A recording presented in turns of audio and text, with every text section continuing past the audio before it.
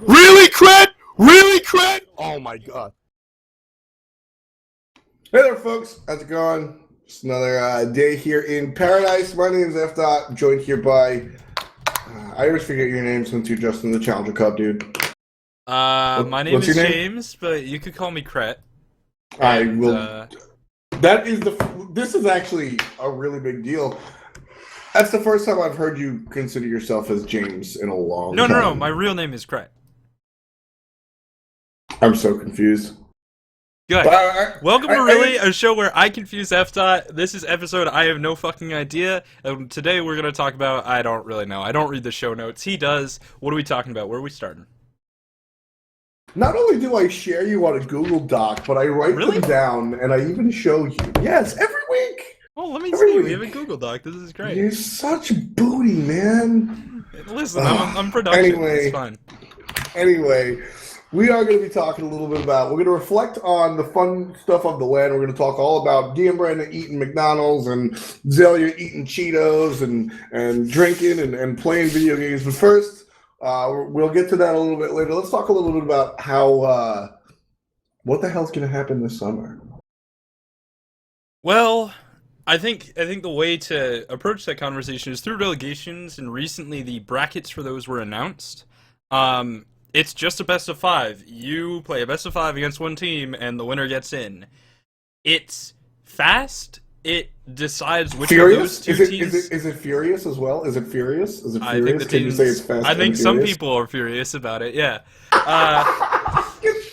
It decides which of those two teams is better, and then the idea is that the seeding decides which sets of teams will put the best teams in. Hypothetically, seeding in bottom 2 SPL and top 2 challengers to likely go in is probably the way to go. In practice, there are some arguments mostly made by Challenger Cup players that are playing in relegations that that's not really true, but it probably is. So, best of 5, we just saw a few of those, and I think they're pretty easy for the teams that have the advantage. Like, if your team is the better team, you just sort of win because of, like, momentum and all that stuff, you know?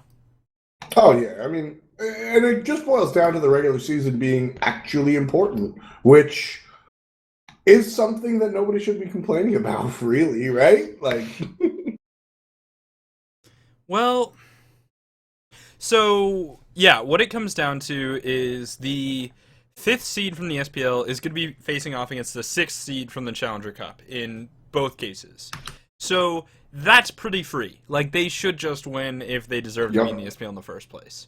And then the next day, it's going to be the 2nd seed from the Challenger Cup up against the 3rd seed from the Challenger Cup. This is probably the most contested matches. We're going to see Legion versus Return. We're going to see Spicy Waffles versus the Night Watch. And they're going to be good games. Either team could win.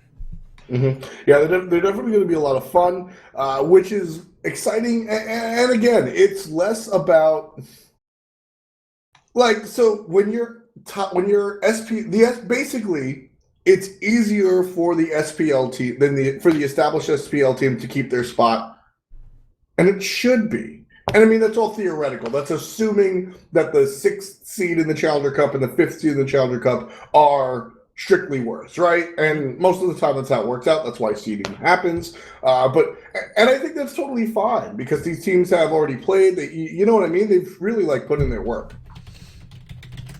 So I have an idea, and I'm going to spell that out, but or I'm going to actually create a challenge to show you what my idea is. Is there one of these I can make without signing with Twitter? All right, cool. So I'm going to make that to show you my idea, but what are your thoughts just on, like, the Challenger Cup matchups? Because I think those are the most interesting.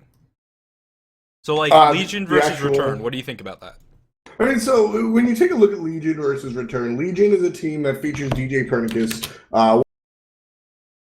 You got out. DJ Pernicus, one of the longer-standing players in the Smite scene, really known for what he can bring to the table as far as communication and leadership when he's not popping off. And on the other side, Return, they've got Grishank and Clow.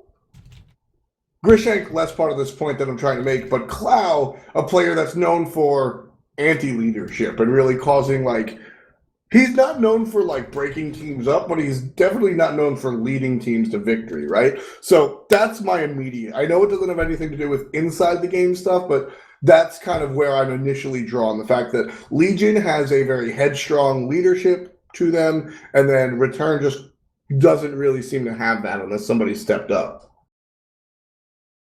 So I agree. Clow, honestly, he got third place Challenger Cup with his team. Yeah, he's a good player.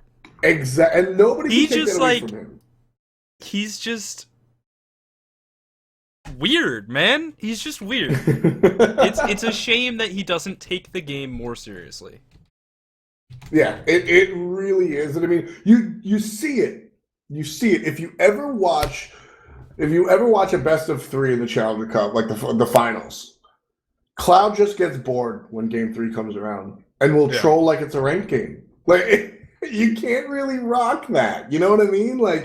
It doesn't work out that way.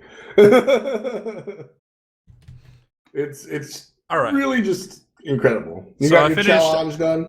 I finished it out. And the thing is, the reason I made this is because this is just a round of 8.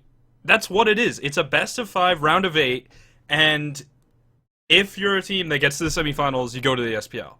That's it. Yeah. So, yeah, the matches aren't close. They're not supposed to be in a round of 8. At least, not in Smite, right? Or really, not in any team esports, because you don't have enough teams for the round of 8 to be close. Now, if you look at FGC, if you look at StarCraft 2, yeah, round of 8s will be close because your tournaments have 100 people, 200 people. So when you get to 8 players, they're pretty good. But when your tournament starts with 16, you get to 8, you're only halfway through, and the round of 8's not that close. Yeah. And when you look at it from that perspective, yeah, it makes sense. The only issue is the seeding has to be good, and in this case, I think it is.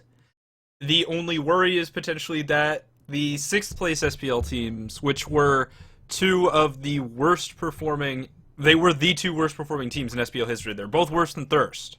Yes, worse than Thirst. Somewhere Wolfie is shouting. Yeah, Wolfie is just worse than me. And he stopped Legion from getting into the SPL, so he's got 2 victories there. Wolfie is just the official cockblock of the SPL. He's the gatekeeper. He is the gatekeeper. He's the gatekeeper that's not allowed in, but he just chills on the outside. He stands at the gate. 40. Yeah. No, or just inside the doors. Season 1 SPL, he was just inside the door. Yeah. The club owners were like, well, it's kind of cold, so you can, stand on the threshold. Enemy Esports and upcoming stars probably will requalify. Now, that's not to say the Boogaloo and Neela Fishers can't beat them. They totally can. But that's a little bit weird, and it's just sort of how do you seed up upcoming stars against the Challenger Cup teams, right? Yeah, they'd probably lose to Epsilon Esports now, formerly whatever, Pantera. But yeah, I think it's just sort of a situation where it's well, you could think they're worse, but realistically, they probably deserve the seed that they have because they played in the SPL. Yeah, no, I completely agree. And I mean, that I want to mention. Somebody had brought this up to me, and I won't mention names. Usually, I'm about that life, but I won't mention names because it's something that I have no problem talking about. You know, it's a little, relegations aren't meant to be a huge competition. They're just not. It's a means to an end. The regular season is what's so important, right? Whether it's Challenger Cup or otherwise. The regular season is so important. Do you not like playing against a team of equal skill? Are you jealous of the teams that have a bigger distance between them and the other team? Well, then play a better fucking regular season and get a better stance and get a better seeded position for relegation. Yeah.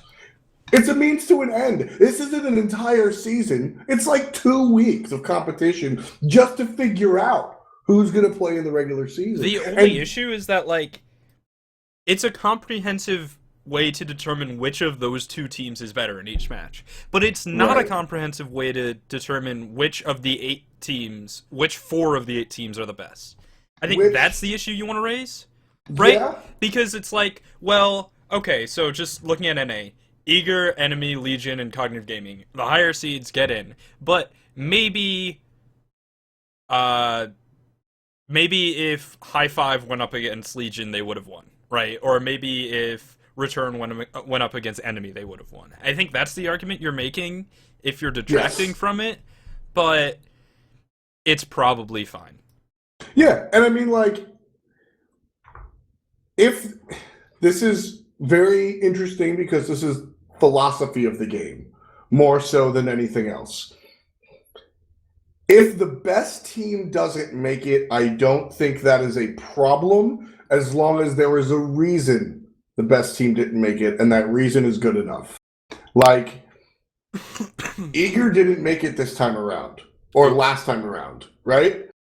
And it's because they lost to the worst possible teams they could have lost to. They beat the hard ones, right? Yeah. Like, they beat the Yeah, difficult that's a good reason.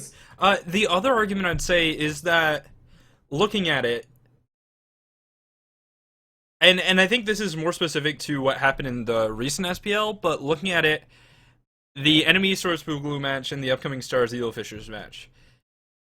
Regardless of who wins that, it doesn't feel like there's like a big boost in that position in the SPL. Oh, yeah. Like you're They're pretty probably even. even if the SPL teams get relegated, it's like, well, there's another team that's probably going to take their place as the weakest team in the league.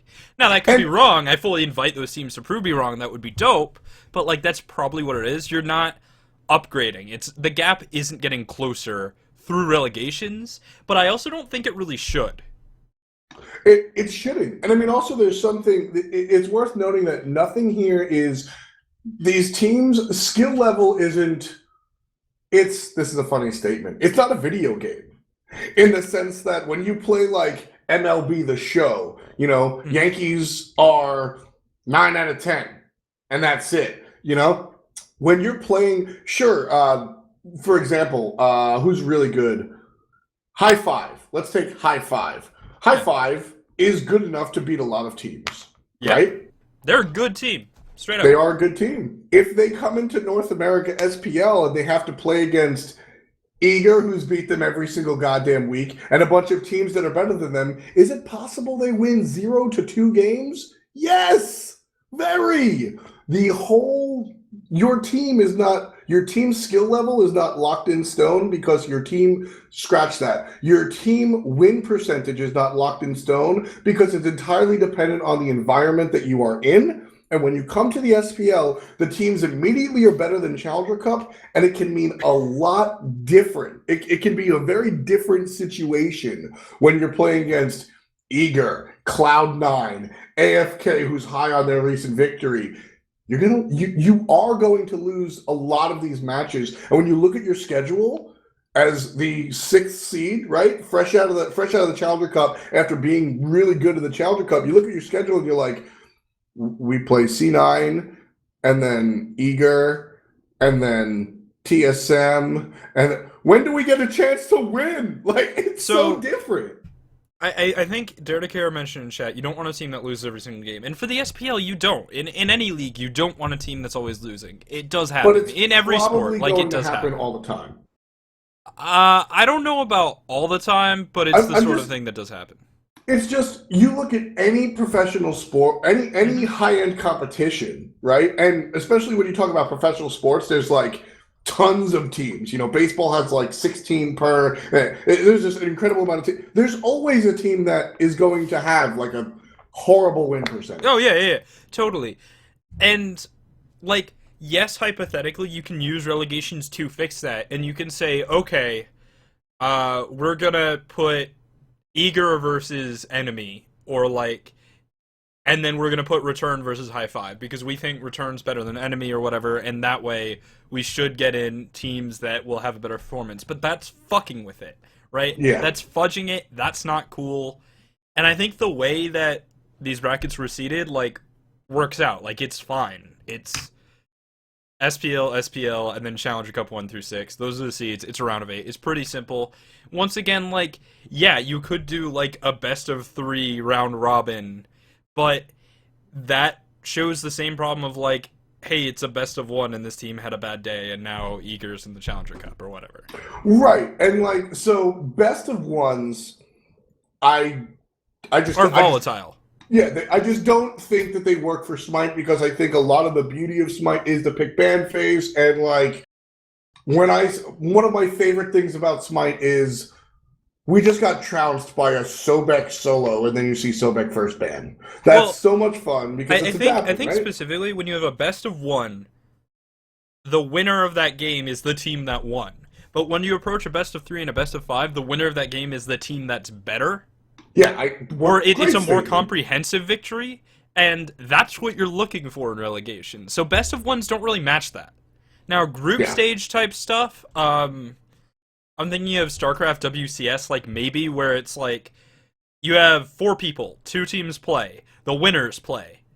The winner of that goes in. The losers play. The winner of that plays the former winners, or the former winner loser. So it's like 2 teams play, the 1-1 teams play, the 0-1 teams play, then the 1-1 teams play. And if you won 2 games, you get through to the whatever. Like, yeah, maybe you could do that, but that's problematic too. Exactly. So, I mean, I think that best of 3, best of 5 is the best situation that you can be in because it will, as you said, it doesn't show the winner; it shows the better team. And I don't think that every team doesn't have to play every team, and you're in a situation where you have one opponent. And if anything, this is preparation. The SPL has a format, and the best team in Smite is not always the best team in the SPL. I think right now we're at a good spot. But theoretically, and I love you because you will work theoretically with me, the SPL is a format. If a team came in and wasn't the best Smite team, but was the best at making specific strategies for specific teams, they would be the best in the SPL. No? Yeah, they would be very good until you hit like a tournament or something. Right. A situation where you get one best of 5 to play against one team, that tests your SPL skill as well as Smite skill, which I think that's an interesting point. I think it's important. The counter example is that like teams scrim secretly. Yeah. And like you haven't seen these teams. Eager hasn't played a serious public game since week 6 because week 7 we didn't play finals because Return had to dip out and like. So I tell those teams watch tape 1 through 5. See what's exactly.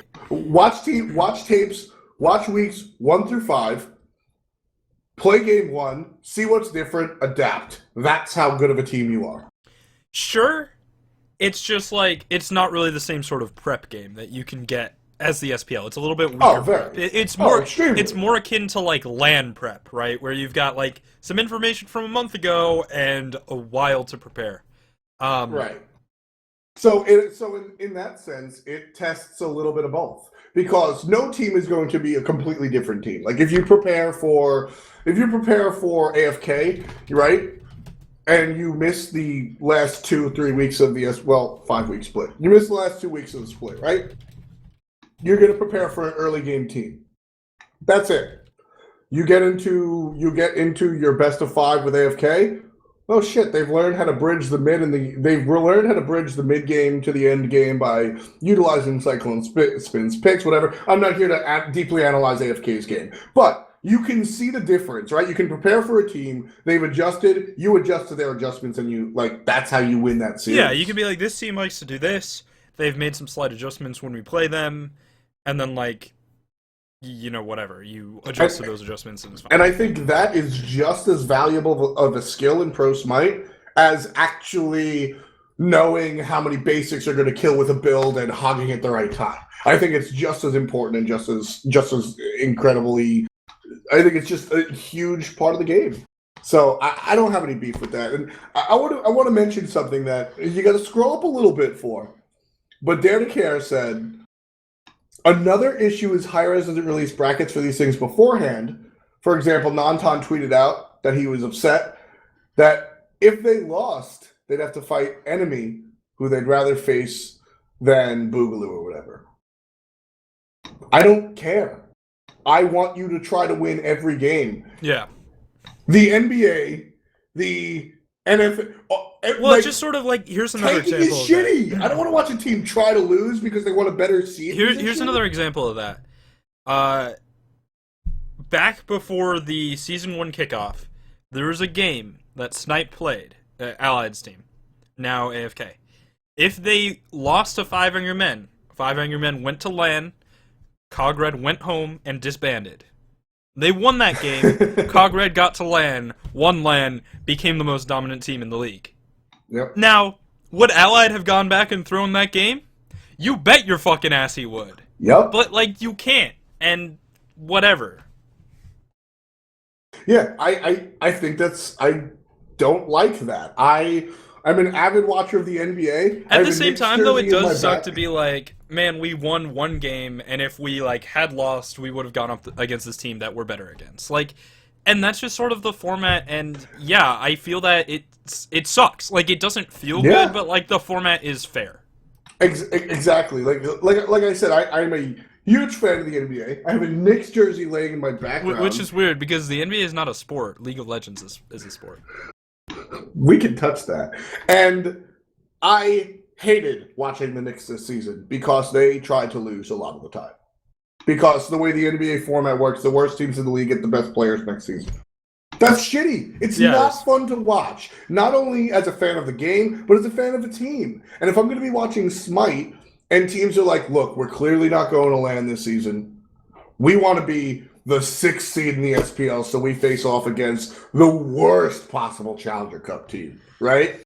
Like, I don't want to watch you throw games. I don't want to watch you pick Chalk support.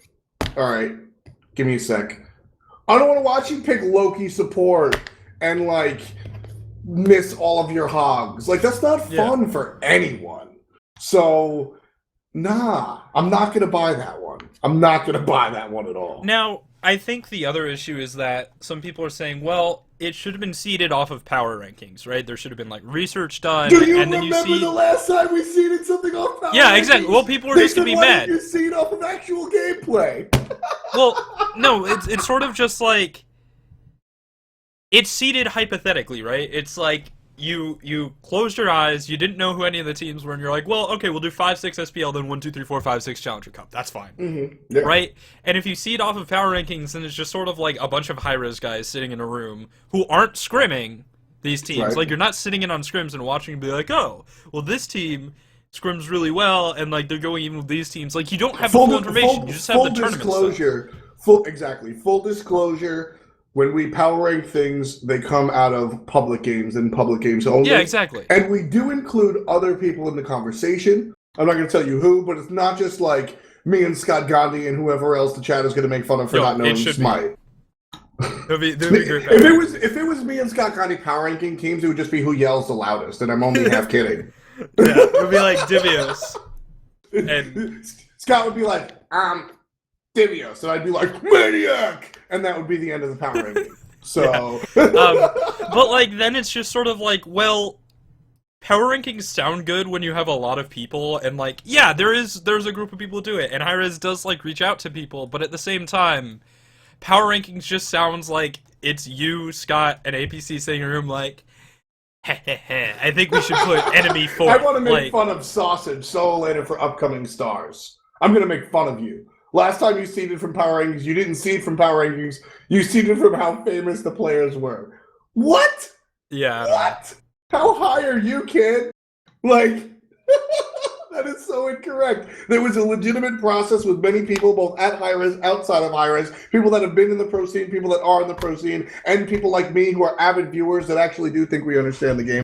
Hey, that's exactly how it didn't go, but thank you for your completely incorrect input. I'll make sure to disregard anything you say in the future. It was, my favorite moment was when David Fry was like, these teams were randomly seeded. Do you have proof of their random seeding? And APC so is like, yes, we do. Here's us picking it out of a hat. We filmed it. Though, that said, they did make close-ups of your face as you were apparently reaching into the hat, so you might have Chris Angel'd that shit. You might have Chris Angel'd that shit. Well, basically, one of the envelopes was colder than the other. That's an NBA joke. You won't get it, but Oh man. Oh man, yeah, no, that was really funny. And for what it's worth, David Fry was like, "Whoops, my bad." I'll Yeah, give he you was like, that. "Oh, well, that was great. I'm glad you guys did that." Like, yeah, hey, Yep, yep. all right thing to do. I did really like that though. that was a lot of fun. But I mean, like, I don't know. EU knowledge. Everybody says EU knowledge is kind of dead at Hi-Rez. I don't really. I mean, Well, of course, I'm not going to agree. how do you understand a scene that doesn't understand what the fuck they're doing? Yeah, I mean, Europe tends to be, on a serious note, Europe tends to be a very volatile region. And we do have Hindu Man who spends more time with the pros than I think the pros spend with each other. Uh, and Hindu Man's obviously in these conversations, and we'll sit down with some, some people that know what they're doing. So nothing is ever perfect, and I'll never defend it for being perfect, right? But I will always say that.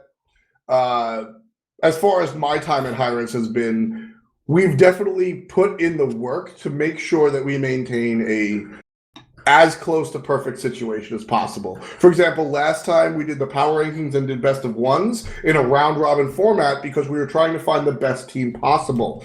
And after that, which personally I thought best of one round robin is not the best Smite format, but will it find the best team in the group format? Maybe. It didn't find us the best team in the groups. So if our goal was to find the best team in the group with a round robin situation, that's not what happened. So it's, in my opinion, it's time to change. Hold on a sec. Uh Wait a oh. sec. Okay. What? This is important. Okay. What are you What are you doing? You'll see. Uh oh. Uh oh. So, I guess we're just sitting here waiting for Krett. I'm actually kind of afraid. Yep. All right. Cool. Dare fired What? shots, so I subbed to you and I did the F dot shots. Ah, there you go. You're the best. Thanks, Krett. Gotcha, buddy. Pretty serious shots, though. All right. Anyway, back on track.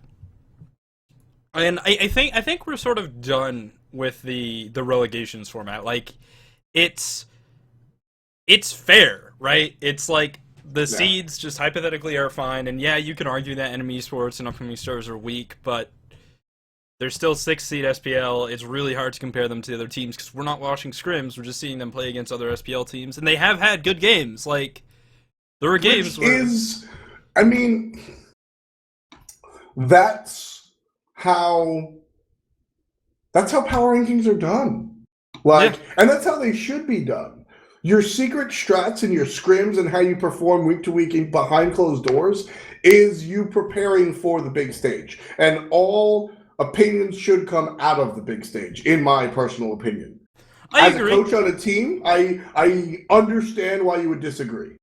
Well, no, I think I agree. I just think there are some times where the big stage determines who wins and not who's the best. Which is different, right? Like, yes. Like, teams have choked in the past, right? Or Landenser, for example. Landenser's the perfect example where you're like, this guy's probably one of the best players in the world. I would, at the time when Landenser was a thing, I'd say he was the best player in the world. And his team's probably the best team in the world, but at LAN they choke. I mean, most recently, Fnatic. Yeah. Probably not supposed to lose to TSM, but did. Yeah, so, I mean, it was happens. very close. But, it happens. So, but yeah, I mean, it's like, man, the rankings are fair. It maybe could have been a more comprehensive system. It could have been a more comprehensive system, but that would take like a whole month. And it would be a drag, and it wouldn't be really that interesting to watch. And I just don't think it's... that important? That's the wrong terminology because it's very important to find the right teams for the SPL. It's just not the focal point. It is like building a beautiful... We're going analogy, boys. You're making a fantastic sandwich. You got all the regulars. You got like ham and cheese and bacon and stuff, and then you got all the fancy stuff like prosciutto and stuff like that. And you got this beautiful sandwich, but you spend like 20 minutes trying to figure out if you want like white bread or rye bread, right? Dude, whole wheat white bread is amazing. You are so Connecticut, goddamn. No, seriously. Instead of, they take whole wheat bread And instead of removing the Just put part, sugar in it? no, instead of removing the part that makes it white, they just have That sounds albino. racist. They have albino wheat, and it creates whole wheat white bread, and it's amazing. I'm already done. But the idea is that if you, Highly recommend. the more time you spend on relegations, the less time you can focus on a regular season. And at the end of the day, relegations is a means to an end. The regular season is really what it's all about. Relegations are fun and definitely important to find the teams that are going to play in the SPL, but it's not a whole nother competition. It's not a regular season for relegations alone. That's what the Challenger Cup is for, goddammit. And mostly, I think this was a very specific example because it was an expansion, and we didn't like. I think when LCS expanded, they did an expansion tournament, which was different and weird. Yes. This is just relegations plus 2, right? It's 2 and 1. Yes, it is. So, really, what should be happening in relegations is you say 5 and 6 Challenger or 5 and 6 SPL, 1 and 2 Challenger Cup, go. Maybe you throw some other teams in there and have a bracket. I don't know, but like that's basically what it would be. But because it's an expansion, it's a little different and weird. Like you won't see this again because we're probably not expanding again soon. If we are, I'm down. That's awesome. That means things are going very well, and I can't complain. Yeah, I mean, You cut out. there are players that are always going to be salty because, and salty's probably the wrong statement because salty tends to be like unfairly upset. I think there are players that are going to be on that cusp of professional smite, and that's. You cut out again. There will always be players on the cusp of professional smite, right? Yeah, totally. Yeah, of course. That's like, look at Masters, right? There are lots of players who are like, if they were on the right team with, if they were on Agilitas, they could be professional right now. You're always going to have your non-tons.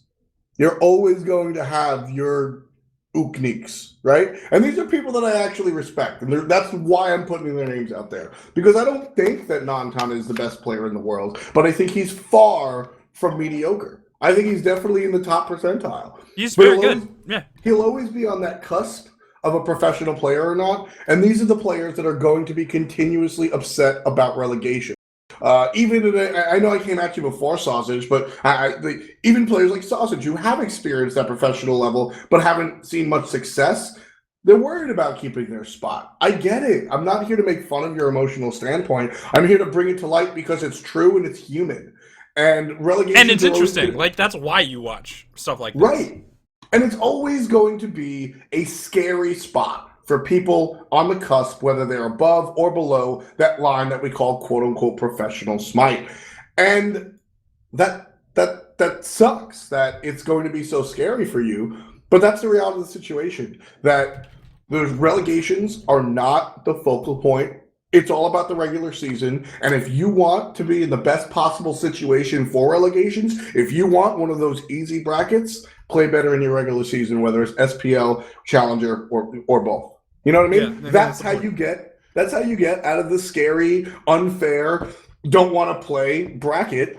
You do well in your own respective regular season, and then you'll be in the easy one. And once again, this is a weird situation just because it is an expansion, and because you have two teams coming in SPL that did not perform very well. So you get the weird situation where high five fourth seed's like, well, if we were fifth, that might have been nicer for us. Like, and that's just weird. That's not really something that should happen, and it's more just like, it just shouldn't happen. It's not like a format thing. It's just, that's weird, and it shouldn't happen. I want to start talking about the LAN, because the LAN was an international event, the first one we've had since Worlds. There's been a lot of discussion about the difference between NA and EU in the chat, and I think we saw a lot of that at this LAN event. So I'm curious to see, well, are you curious to see? Are you curious to see, Krett? I suppose we should start by talking about Trick. Was it a choke? Well, they went 0-5.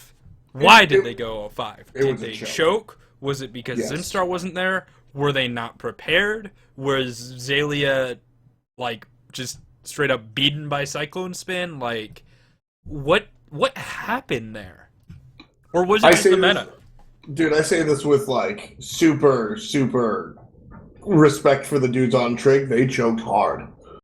There are a lot of variables. Zimstar not being there, but Dazer was. And that should be fine. Zimstar's not their coach. Exactly, Zimstar's their manager. That said, means a lot. We'll get to that. I think that no matter what the situation, going 0-5 is a choke. I think they severely underperformed and that they're a much better team than what they presented. I agree that they're a much better team. I mean, they were the first seed coming out of Europe, right?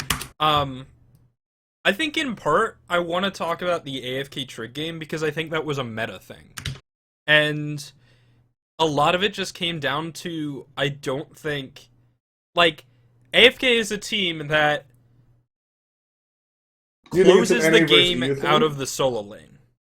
Is how I want to put it. It's not, I don't want to say carries out of the solo lane. I don't think that's completely accurate. I think the solo lane is the nail in the coffin. The solo lane is what they use to end you after you've already made some sort of mistakes. Yeah. I don't think Trig was prepared to punish what AFK puts into their solo lane. And I don't think they were prepared for the rather comprehensive invade and gank meta in the NA solo lane. I think that's a big factor.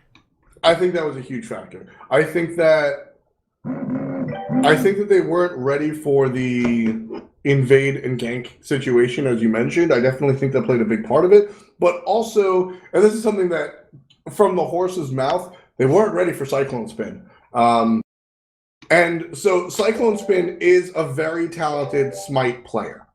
See, I actually disagree with that. Well, let me finish. Okay. Cyclone Spin is a very talented Smite player, and part of his talent is being able to play gods that you're not ready for, because why the fuck are they in the solo lane? Right? Yeah. And I like that is a part of his skill set, and that's part of why he's very good.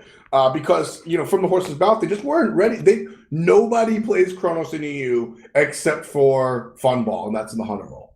Yeah. Nobody plays Ao Kwang solo at all. No, Meerkat used to do that. Sure.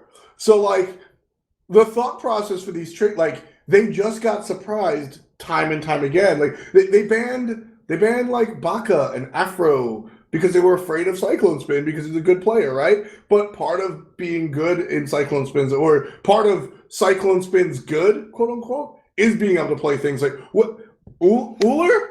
What do we? I mean, it's just Guan Uller. Yeah, like he just plays everything. Guan Yu, they should have been ready for. That's Zimstar's favorite, but Zimp wasn't there.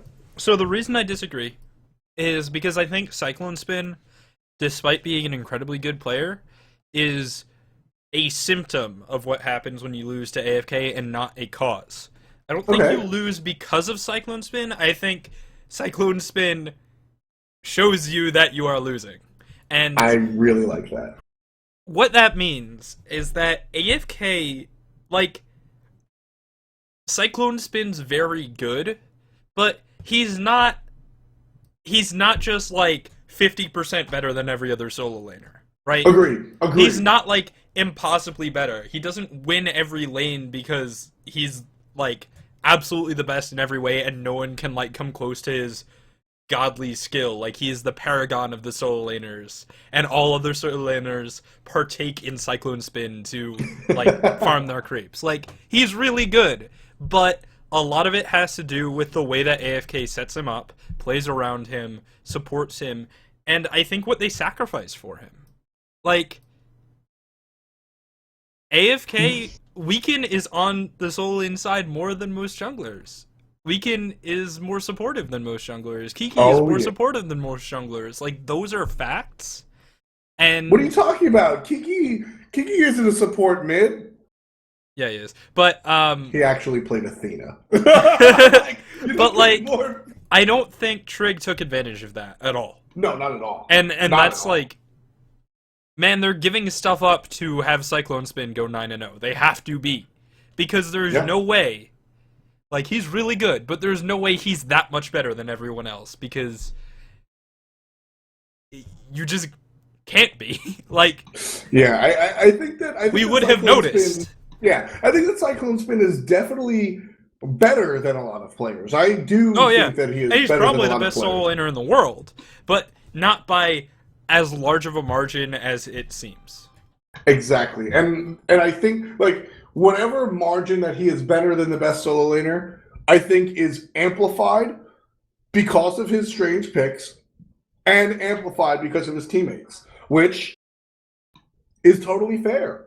That's just how it works. Like I said, playing playing Uller against Bologna is not something that you probably practiced. And playing Uller against Bologna while that Uller is getting constant circuit ganks, it's probably not something you practiced. And Yeah, all of a sudden, you have a hunter who gets more farm than a hunter out of the solo lane. but That's it's scary. and I think that's the thing is like, yes, Zalia didn't practice a Bologna against an Ur while getting ganked by Circuit, but I also don't think he practiced getting ganked by Circuit or really getting ganked.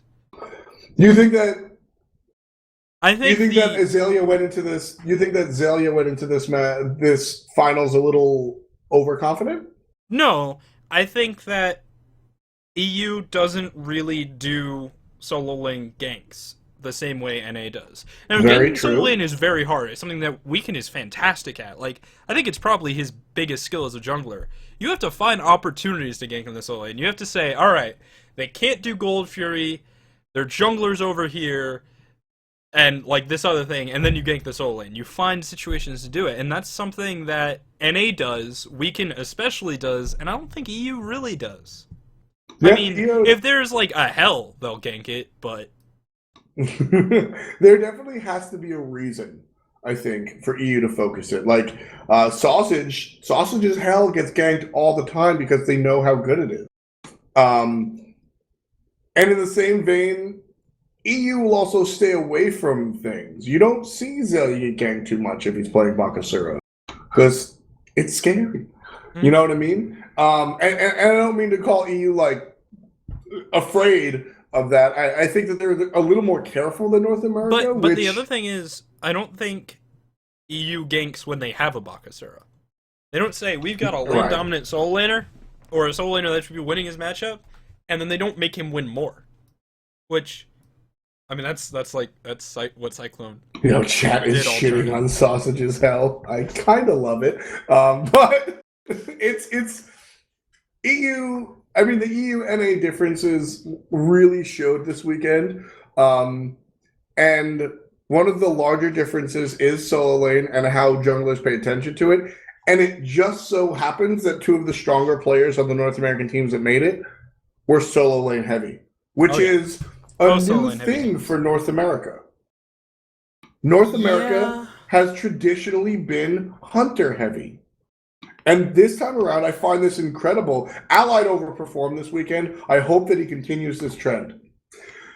But dude, yesteryear, I think Allied overperforming, and I mean we'll get to AFK, but I want to call it retirement rage.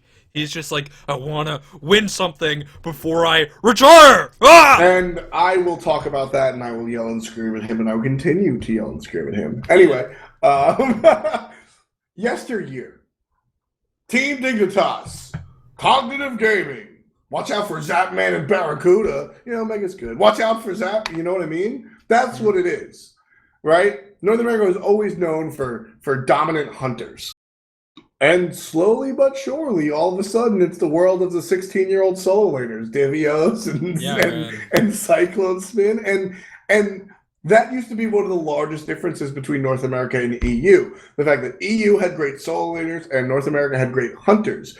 And EU tended to not really deal with the solo lane. So at the end of the game, it was a stalemate. You have Zelia with a stupid fat Vamana, but we have NQ with a stupid fat Tier. So who cares, right? Like, Tier was a bad example because their hyper carry at the end of the game doesn't really work out, but bear with me.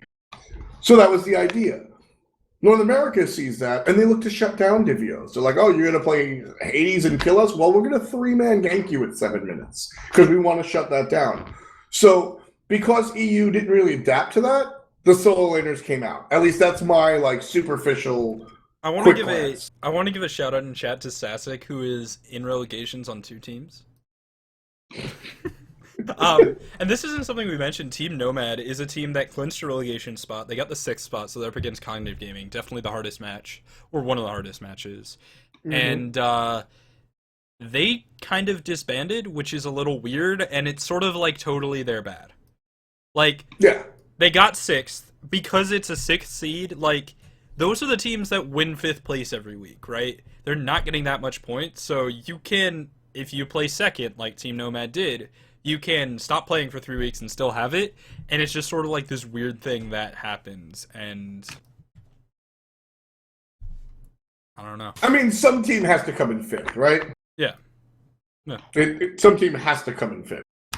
So, you know, that's why they're where they're at. So, we mentioned Trig. Fnatic versus TSM, I think, was one of the most lively and decisive games of the LAN. I think it really determined a lot about the finals and the Game 3. What can we say about Fnatic? I think Reels was amazing. Reels I think played Badger exactly was the way people fantastic. expected. I mean, Yep. yeah, I think Reels just sort of proved that he's like, I'm the best shot caller in Europe and one of the best hunters, and like he's amazing. And we haven't Yes. seen him been this amazing. He's a player that has grown, which is so awesome. Badger played fantastically, which is like starting to become a trend, which is really cool because he didn't used to be that great of a player, and now he is back to his former glory when he was on Copenhagen Wolves and one of the best supports in the world.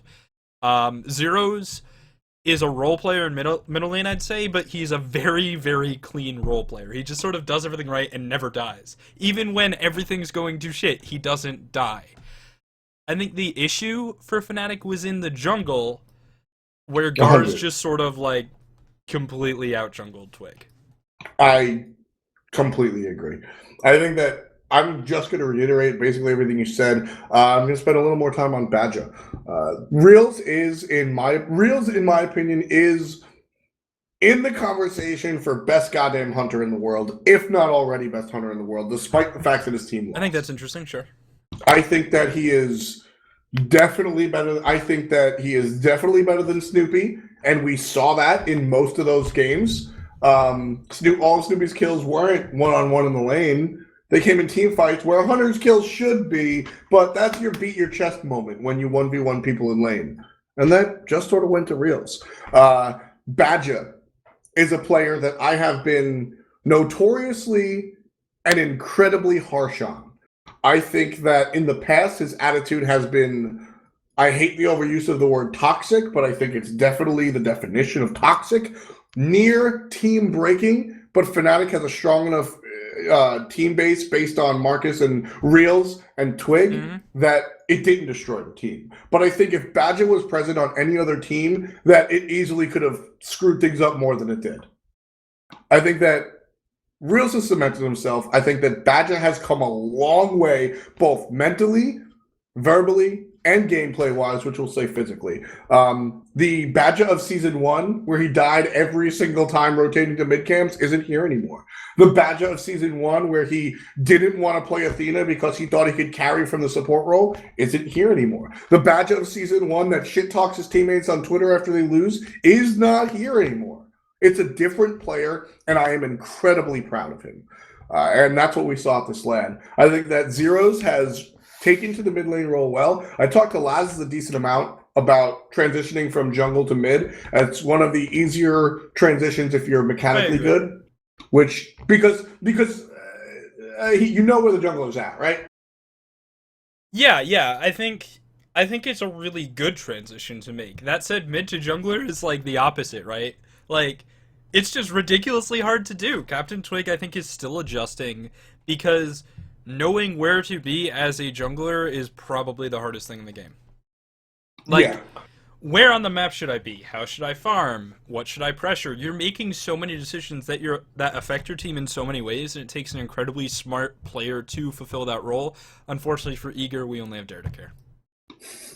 I do think Twig is smart, and I think that in the future, we will see better out of Twig. But I think that the first LAN is rough, especially when you're going against a jungle-heavy team like Team Solo Mid. Garz Yeah. and Divios really steer that boat. Snoopy's good. Eonic is great, but supports really don't steer the boat too often. And They Bush can. is... Eonic just doesn't. They can. I think it's more difficult for a support to really be that guy. And Bush does... Bush is the, like... The only analogy which sucks is... Bush is George Washington, standing on the front of the boat being like, let's go, guys. Bush he just stands on the front of the boat, looks great, and occasionally ults somebody.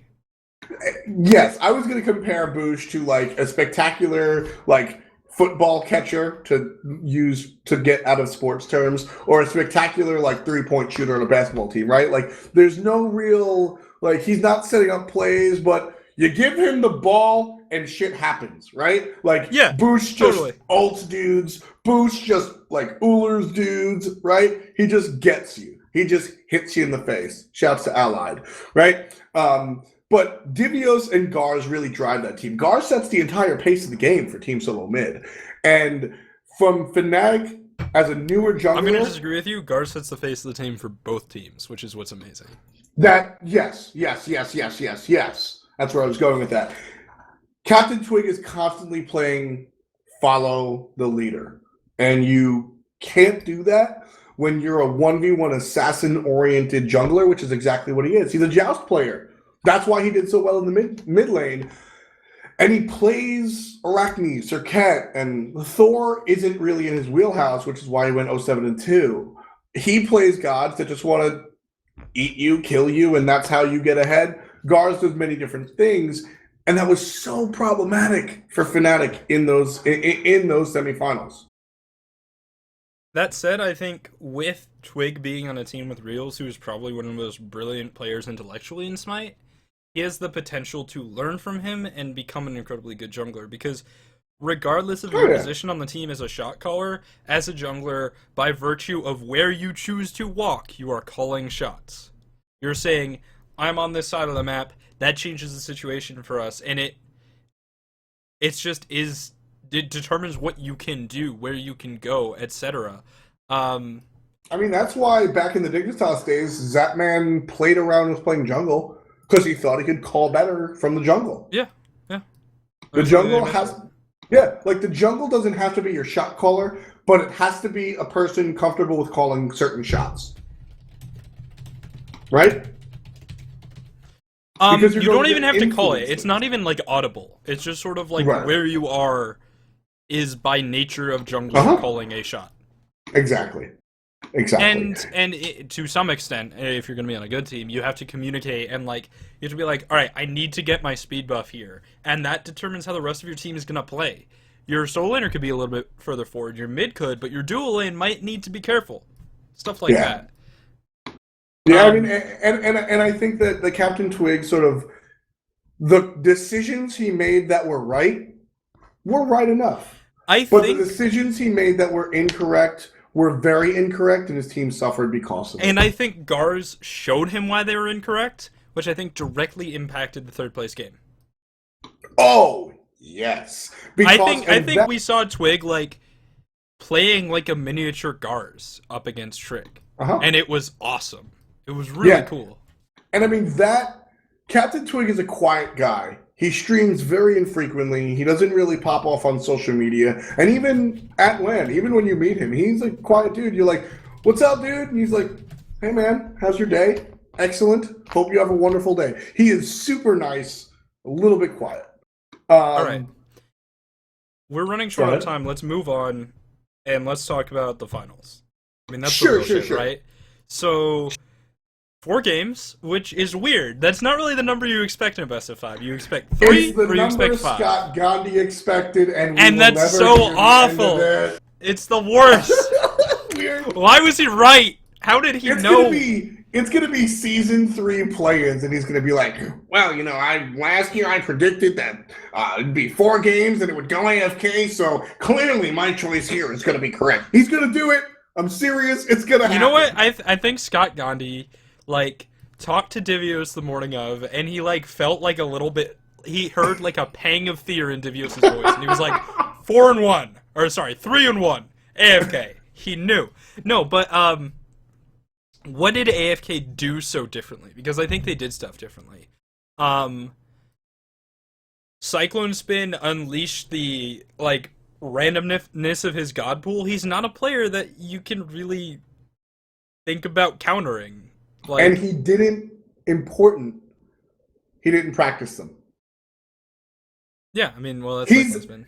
Cyclone Spin, and Cyclone Spin has never played Guan Yu in a professional game. No SPL, no relegation, no Challenger Cup, no LAN. Ranked, sure. Never professionally played Guan Yu and was just like, lock. I think Zap said he hadn't played in the scrims either. Yeah, no scrims either. And yeah, exactly. Which is like... But, like, it's Cyclone Spin, and he's just like, this is going to be good. I think what he does... I actually have no idea how he picks. I have no idea. I don't think Allied could give us an answer on that. I think Allied would be like, yeah, I don't know. He just sort of says, I want this, and we just give it to him unless it's really I mean, he insta-locked out Kwang. Yeah. There was no team communication on that. Though, to be fair, thinking about it, I like the Ao Kwang. I love it. It's great, because you have spells to cast, you throw dragons and shit. See, Allied in chat, Cyclone just picks things, man. Like, he sucks. Yeah. He just does it, and you let him go, but I think that's how you have to play against him too. Against a lot of soul winners, you say, you're gonna pick that, I want this. And I think up against Cyclone Spin, you have to play on his terms, you just have to say, I want this. I'm gonna play it. Yep. I'm gonna play that matchup. And I mean, so here's the thing, actually. You talk to Cyclone online, he's gonna spam Volcania and shit talk, right? You talk to Cyclone off, like, in person with no cameras around, and he's really not going to say much. You put a camera in his face and a microphone on his mouth, and he's going to start shit talking to somebody. And you ask him where the picks come from, he's going to be like, oh no, I'm just that good, bro, I'm better than you. He screwed up in his AMA. Right. He gave a couple of, like, well, the reason I pick Uller against Bologna is because, and all of a sudden, through like 2 answers on that AMA, you realize just how much thought process goes into the Cyclone Spin. I don't get it. Meaning, like, I just think he is a dartboard. But, like, and see, that's what I'm saying. That's part of the Cyclone Spin mystique, right? He just sort of like, well, Uller solo, suck it, smell my balls, right? And it works for him. It works not just because of Cyclone Spin, but because of AFK. I think AFK is a team that is prepared to fight 4v5. Like, is prepared to fight with 4 picks plus whatever Cyclone does. Because Kiki plays like a solo laner. Weaken plays powerful kill you real quick gods, and Allied and Incon control the situation. I think it's because Kiki plays very utility based, which allows them to do that. Oh man, I'm so glad I have this thumbs up emote. This is the best. The thumbs emote is the best. It is, because I use that everywhere. Sub to F-Swag, boys. But yeah, I mean, I just feel like that AFK, whether the thought process has gone into it, I'm not sure if there was an intricate I don't think there's a thought process. I think it's just anime. Oops, we fell on. Like, oh god. No, I'm serious. I think he's just like, yeah, I was watching anime this morning, and I feel like playing Uller, and then he just plays Uller. Yeah.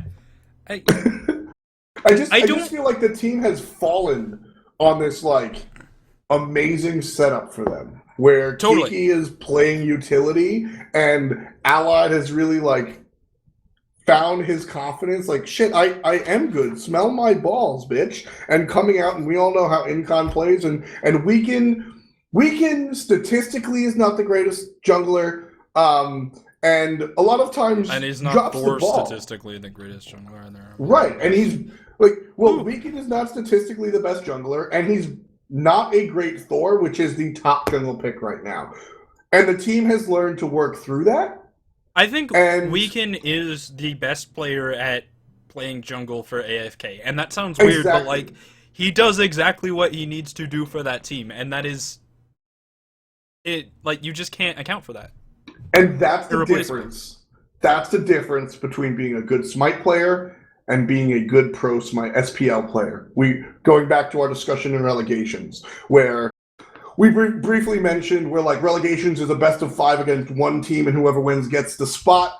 And that's sort of preparing you for SPL, not necessarily Smite, because you have to prepare against your team for that week. That's where AFK lies.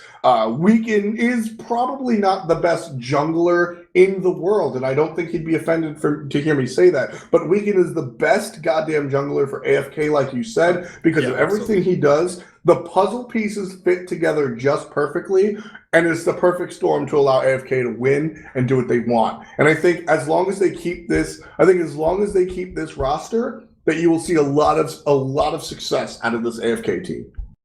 That said, I also think eventually people will learn how to play against them. They're a very good team, but I don't think they're really a team that's sort of like... They're not a... Cloud9 and TSM, when they win, when they're dominant, when they win Worlds, it's because they have a very precise meta that is better than what you are doing. That's what they do. They punish your mistakes, they force you into situations where you choose something, the other thing's a mistake, so you punish it. Like, they force you to choose, they punish your mistakes, like, they do all these things, and AFK, that's not what they do. That's not what makes them good, and I think they are less suited to being the best team in the league, which is I agree. For the sake of the league as a whole, right? Because when TSM or Cloud9 is the best team in the league, you say, this is what they're doing, it is the best thing we can do, we emulate that as best we can with our own flavor. And AFK is just sort of like, yeah, we just do whatever we want. I think that I like your statement about AFK not being as suited to be the best team in the league as some of the other teams. But I think that this weekend they've shown that they're good at adapting. And that's what they're going to need to do to be the best team in the league. I think that this weekend they showed, like, look, you know what? You're right. Kiki can't play traditional burst mages. So support us. Support us. Shit, just play Athena! That's how you adapt. I don't think that should happen. You didn't like it? I mean, I don't know. That's just getting weird. It works, I mean, whatever. It is weird. Like, I think what Krett's trying to say is please don't play Athena in his ranked games. But well, yeah, and it's just I don't know. I think that final game was like AFK beating a beleaguered DSM. Okay. I don't. If that was the first game of the series with the same picks, I think DSM would have done a lot better, if not won. That's what I want to say. Okay, that's interesting. I actually think that AFK would have won this LAN no matter what, as long as Fnatic didn't win. I think that Fnatic was clearly the favorite to win this LAN, and if they didn't, AFK would win. That's how I've thought pretty much the entire time. I think the team solo mid. I didn't believe in Europe, but I'm. I think that Fnatic was the strongest team there. Their meta's worse. Yes. Basically, I think Fnatic's I thought Fnatic was the strongest team there, barring... I thought Fnatic was potentially the strongest team there. It depended on how well Captain Twig would actually come up and play with the established junglers. And what we saw was that he could not stand up with the established junglers. So after Fnatic was knocked out, I thought that AFK had it easy. I didn't think they had it in 4. I thought they had it in 5. But I definitely think that AFK won because of how strong they are. And I think it's worth noting how close they are. And I hate the sports platitude. I hate all of your sports platitudes, so there we go. I hate the sports platitude of the hungrier team won. This team was hungrier. And I don't think that's why they won, but I think it's definitely a part of the conversation about this past weekend. I think that Team Solo Mid is used to winning, and AFK is pissed that they've been third place for a long time. Yeah. You know what I mean? As I said earlier, I think part of Allied overperforming so well was that, like, retirement rage. He's like, I just gotta win something, and did he? Yeah, I mean, it's been rumbling around the water cooler that Allied wants to hang it up, and God, I'd be so mad. Either way, I mean, he's just like an old as shit Smite player. He's not old. He's actually a pretty young guy, but I'm for a too Smite player, old he's for old this as shit. He's like, I've played roles you didn't even know existed. You know, Allied invented the solo lane? Yeah? Yeah, he did. No. Take us down a trip down memory lane. Like, when the jungle first came out, Shang jungled and Allied soloed, and Allied, like, invented the solo lane meta of Mark of the Vanguard, stand in your creeps. If they fight you, your creeps kill them. Like, it was kind of his thing. He invented the solo lane. He was one of the best support players in the world. Now he's a hunter. He's been very successful as that. And he finally got a win. Like, I don't know, man. He's just been around for a long time, and he's a really good player. Seeing those dudes, man. Seeing AFK when they won was incredible. Like, dude, they won, and hearing Incon scream, "We're going to Brazil," Yeah, it's an echoless room, right? There's like soft stuff on the walls. Dude, you heard it echo. This team wanted. There were great pictures on Reddit. I'll find it in a sec. There are great. You cut out. There are great pictures on Reddit just showing the passion that these dudes have, and I just think it happened to it could have happened to a better team. I'm very happy they won. I think they deserve to win, and a huge part of that is because of just how goddamn much they cared. All right. I found it. Oh, you found it? Good. There it is. Yeah. So, yeah, that's cool stuff. Interesting to mention in chat, and just something that I'm pretty passionate about. Removing Hog man, Hog is such an important part, and we saw it at the LAN too. Hog is such an important part of the jungle solo like start setup thing. It's such an important meta thing that, yeah, man, it's dumb for 3 Hogs to be on the same team every game. Like that just sounds stupid, doesn't it? Right? Because it's like you don't really use it late game. You know? I've always thought of Hog as a negative than a positive. And not yeah, totally. No. But we're not talking about the meta implications. It's just like 3 Hogs on a team's kind of stupid, isn't it? 3 Hogs on a team, to me, means I don't think about it being 3 Hogs. I think about it being only 3 instead of 6 actives. Okay, true. But I think my point is that, man, something I really hope for in Season 2, and now I'm going to hope for in Season 3, is like a large-scale de-hogification of the game. So you get it on your support. See, I disagree. Well, I think what Hog brings to the meta is really important. I just think, like, that stuff can be adjusted and worked with, so that, like... Force people to buy Eye of Providence?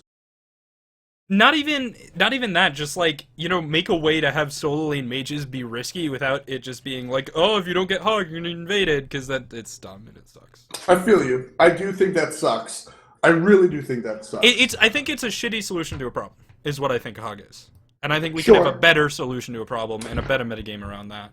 I would love to see more non-combat actives, because one of the things that I do like about Hog is that it forces...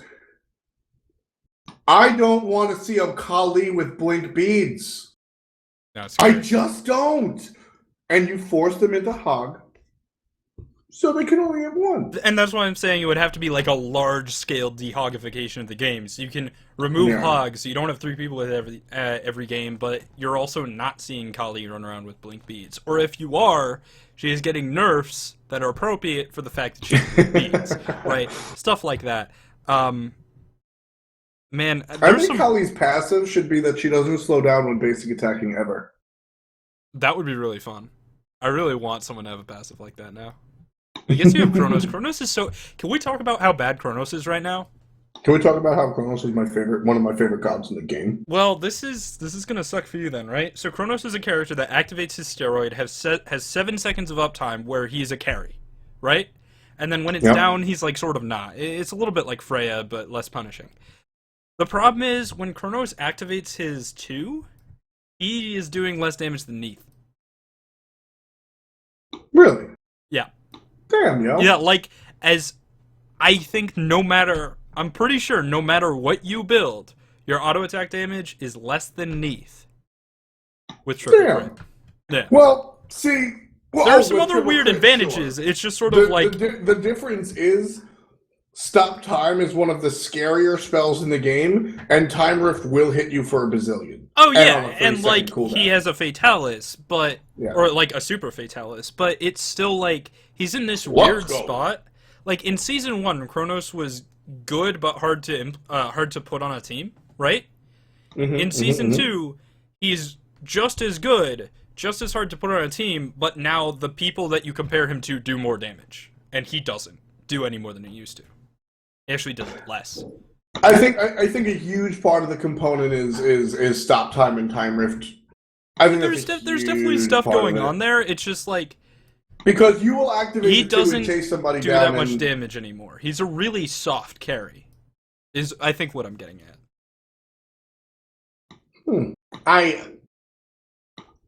I won't agree. I mean, I won't like vehemently disagree. Like I'm not on the complete other side of the coin, but I think that Kronos Stop Time is just scary as hell. Let me rephrase what I'm saying. Food for thought. As an auto attacker, regardless of what you build, Kronos is one of the worst hunters. Yes, agreed. Totally. And that's really weird for a god that like is supposed to be a magical hunter. Sure. I think the change to the blue passive is what I'm going to call it. What is it? 9 o'clock position? The mana return? It's 3 o'clock. Sure. The change to the mana return made it so that he doesn't have to focus on being an ADC. He can focus on being a solo or a mid laner. And we see Boosh do it. Stuff like that, sure. He's just weird. Like, man, I don't know. We're in Season 2. I think we're, like, in the middle of Season 2. Or, like, the early middle of Season 2.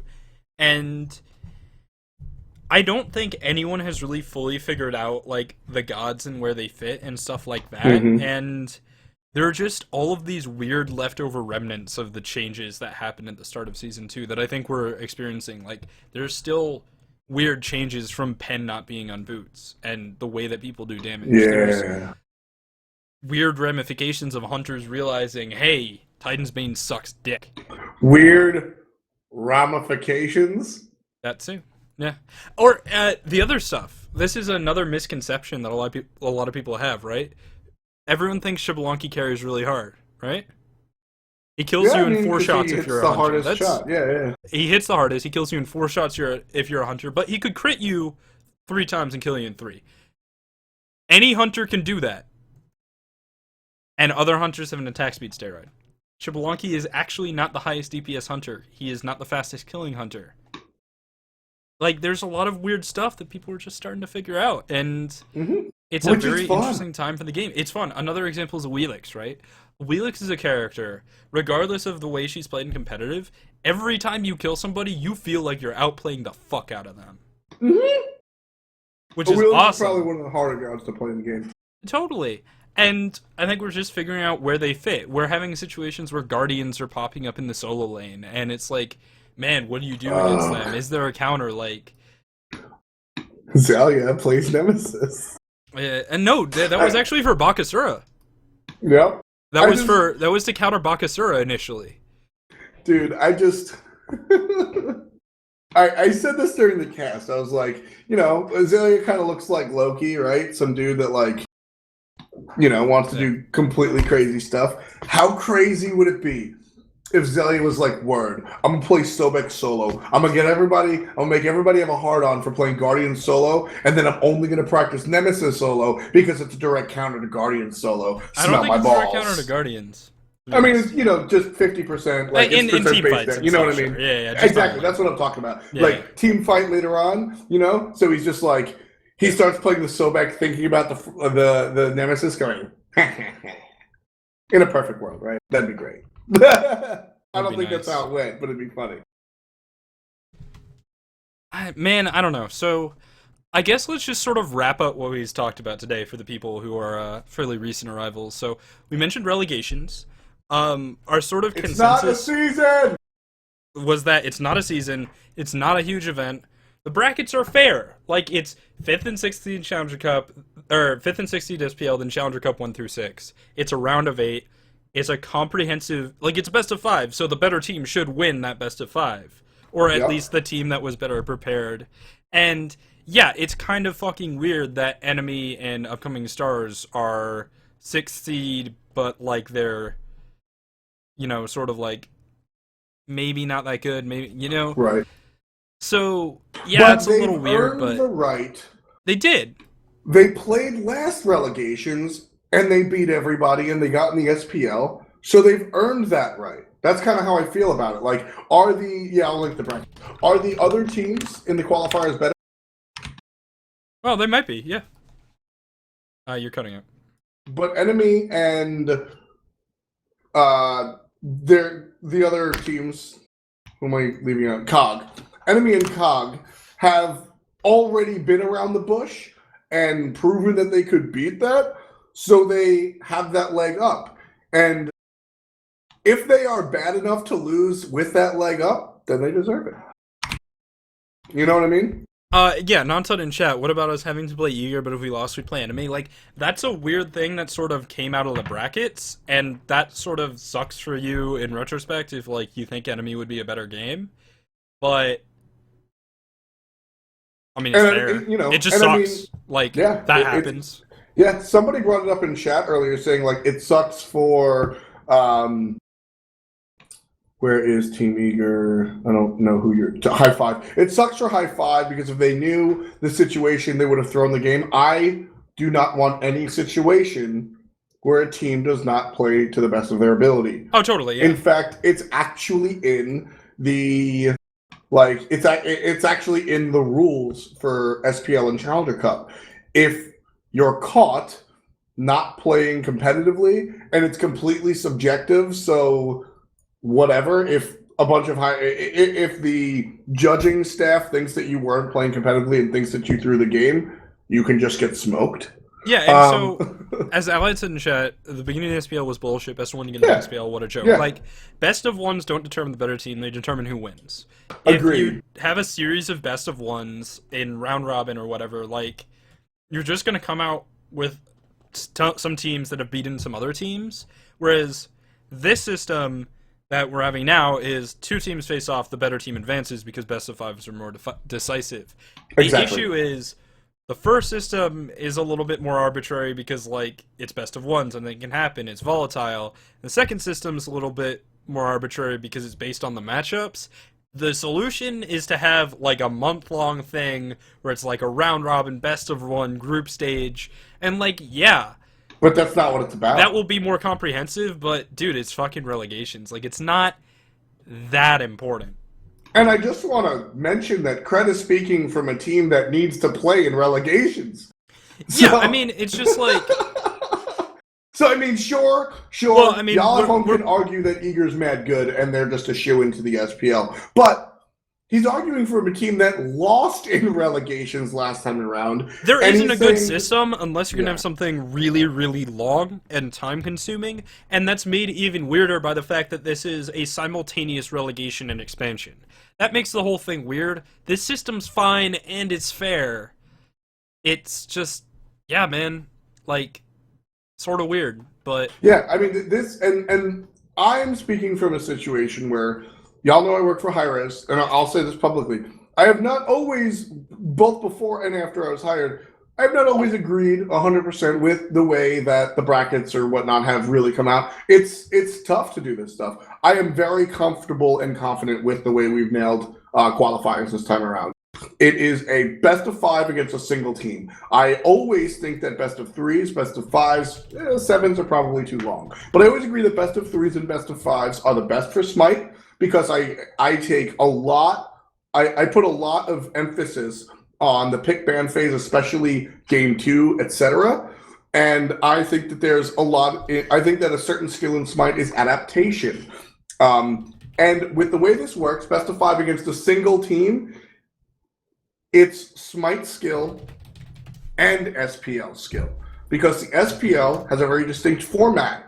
You'll play best of 2s against specific teams. You have an opportunity to get ready for those specific teams. So in this situation, it's who's better at Smite and who's better at preparing for a specific team, which are both skills that you're going to have to take into the SPL. So here's the issue, is a best of 3 round robin would take 40 plus hours of games, according to Just Simon. I trust him, he's really good at stats. Are you going to have an 8-team round robin? Because that sounds like awful, and I don't think we should do that. If you have a 4-team round robin, then you've got some sort of weird split, and that sounds awful. I don't think we should do that. And so, like, just seeding in a best of 5, like, it's fine, man.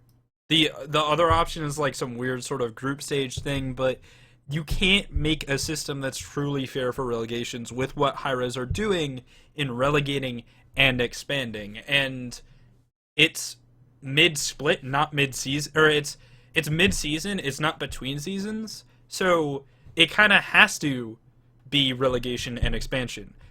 The real alternative that's fair is to not expand and have a relegation. And that just sucks. I don't think we should do that. Yeah, and I mean, like, the situation as far as the teams that are uncomfortable with the spot that they're, with the matchup that they have, because that's all it is, right? If, I don't want to use a specific example, but if High Five wasn't against Team Eager, which they don't seem too confident in, but instead were against Boogaloo, I think was the team they would face if they lost against. No, they would be up against Enemy. Enemy if they lost. I don't think that the players on that team would be as passionate about the situation. And to not just, again, I didn't want to use names, so not specifically the High Five, but everybody else in a similar position. If you don't make it this time around, which you definitely have a chance to, I implore you to do better in your regular season to get a better seeding, because that's what it's all about. Like, if you're going to have a tournament that determines everything, that's dumb, because then what was the regular season for?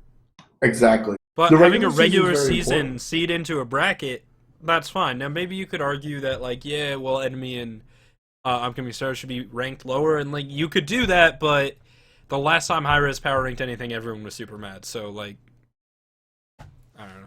People are just mad. They're going to be mad regardless. Yep. The system is fair. It's actually fair.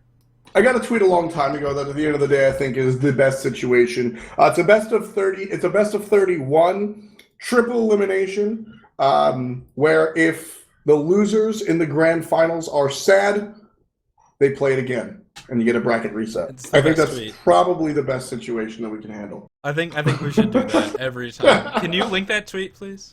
I'll have to dig for it, but I'll quote it and I'll retweet it because that is just old. That quote will always be relevant when it comes to Smite Esports. But in closing, I feel very comfortable with the situation because whoever wins their best of 5, it was Jasmine. There you go. Whoever comes out on their best of 5 will earn their SPL slot. And if they're uncomfortable with their seed, they can perform better in the regular season, whether it's Challenger Cup or SPL, because that will give them the best seed possible. And the other thing to remember is that it's a weird situation, right? Like, Enemy and Upcoming Stars are 2 teams that underperformed. It's a relegation/expansion. Like, this definitely won't happen again unless we expand to 10, and if we do, just stop your bitching, because we're going places, baby. Pretty much. I mean, like I said, I probably fired a few too many shots that time around because I actually hold no ill will towards any of these players. I just think that there's definitely emotions running high regarding their individual matchups. So I hold no ill will, and I sort of, sorry I had to use certain examples, but I definitely think that a lot of the viewpoints are not strictly objective. I think there are emotions running high, which is only human, which is why I don't fault you. So, again, the regular season is a big goddamn deal. Relegations is a means to an end to find that regular season, and everyone has the opportunity, an equal opportunity, to perform in the SPL or the Challenger Cup and make their seed better.